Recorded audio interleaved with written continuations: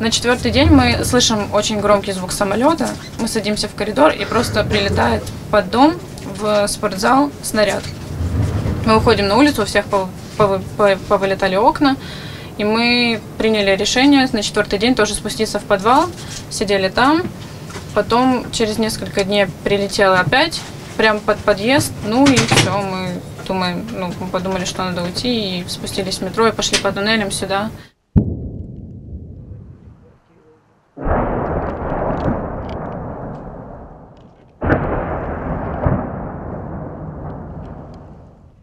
Утром начали бомбить и начали передавать, что началась война. Я, конечно, не поверила сначала, но потом, когда началась вот эта бомбежка, мы уже машину покидали все и приехали сюда. Мы сначала думали, не знаю, куда ехать, а потом сказали, что в метро с собаками пускают, и мы приехали сюда.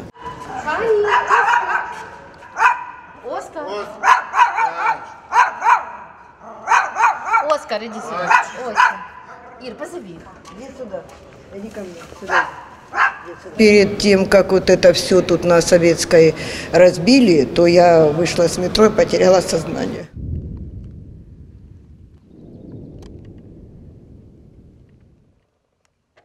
Взрывы.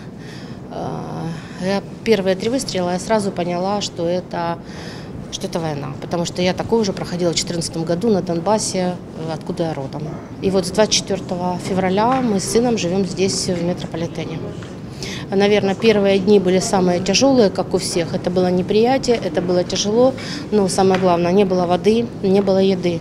Было огромное количество людей, женщин с детьми, стариков-инвалидов.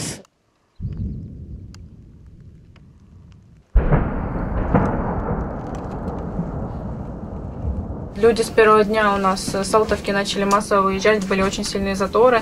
В магазинах вообще невозможно было пройти, люди все быстренько уезжали, все брали детей. Но некоторые оставались там еще какое-то время, но, думаю, когда мы приезжали буквально недавно, недели 2 назад, людей вообще не было.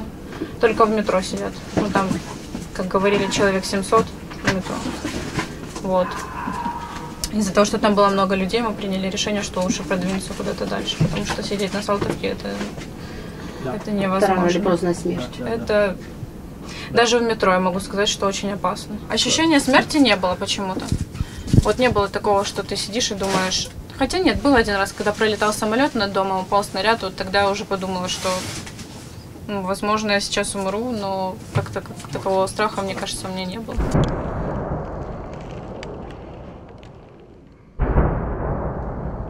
Выходить на поверхность было практически невозможно, потому что все обстреливалось. Второй день у нас войны здесь родилась девочка. Третий день войны у нас родился здесь мальчик Богдан. Он здесь живет, здесь. И девочка, получается, что мы войну меряем по Богданчику. Понимаете, сколько дней войны. Вот, то есть... Они живут здесь, и папа Богданчика, он защитник, он ВСУшник, и он защищает, вот, как говорится, подступы к Харькову, а Богдан вот растет на наших глазах. Я уже выхожу каждый день, вроде уже тут уже не так бомбят, а когда приходишь на улицу, сильно слышно бомбежка, как будто вот на следующей улице.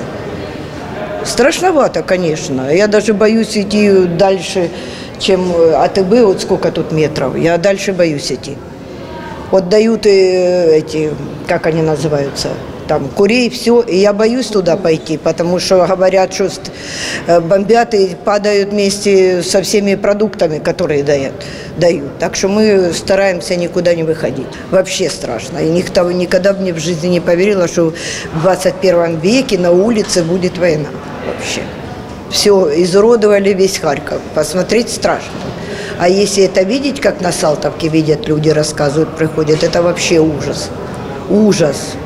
Понимаете, ужас. Я не знаю, когда это все кончится. Уже сил никаких нет, честно.